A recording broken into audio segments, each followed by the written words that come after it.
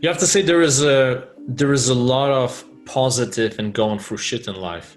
Like my situation, I have to tell you, I'm younger than you, but I grew up in Poland right after communism, and I actually experienced racism myself. My father is from South America, so I remember my mom was being called a bitch, a slut, because people thought that she went for my father because he had money, which couldn't be farther from the truth, right?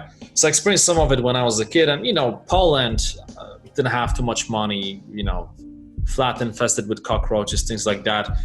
I definitely didn't grow up in a ghetto, and I didn't have, I wasn't being shot at, but it wasn't easy. But I feel like nowadays, because of all of those experiences of not having money, right? Of not having what, for example, Americans had, it just toughened me up. And nowadays I always say, even if I lose everything, no problem. I can bounce back, right? Yeah.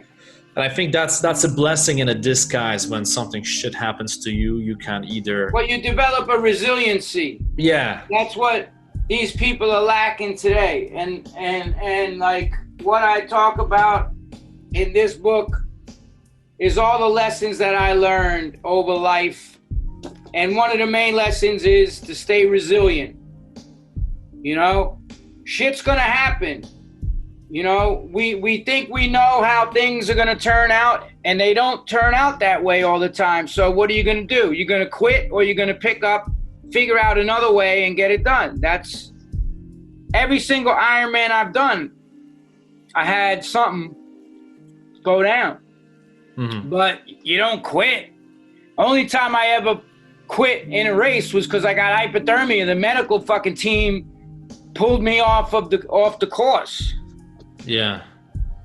And I got my nose broken Cabo. I'm swimming in shark infested waters with my nose leaking, and they're trying to pull me out of the water halfway into the 2.5 mile swim. And I'm like, nope, you don't quit. So what happens in your mind? I'm really curious. The mind is a tool, right? So you have the 5 senses, right? The tongue, the eyes, the ears, the belly, whatever.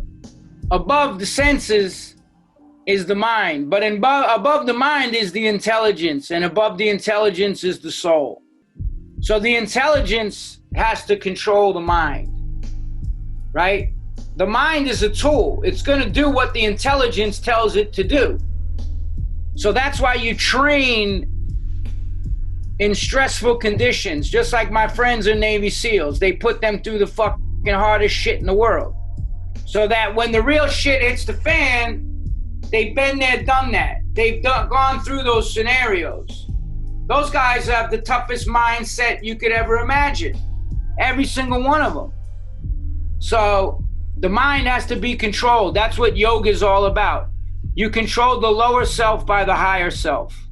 Alright, so if you're still watching this video, the chances are you really enjoyed it. And if that's the case, well, first of all, thank you for your time, but also make sure that you subscribe and click on that little bell notification button. The simple reason is that if you don't click on it, you may not get notified when I publish new videos. Once again, thank you so much and have an amazing day.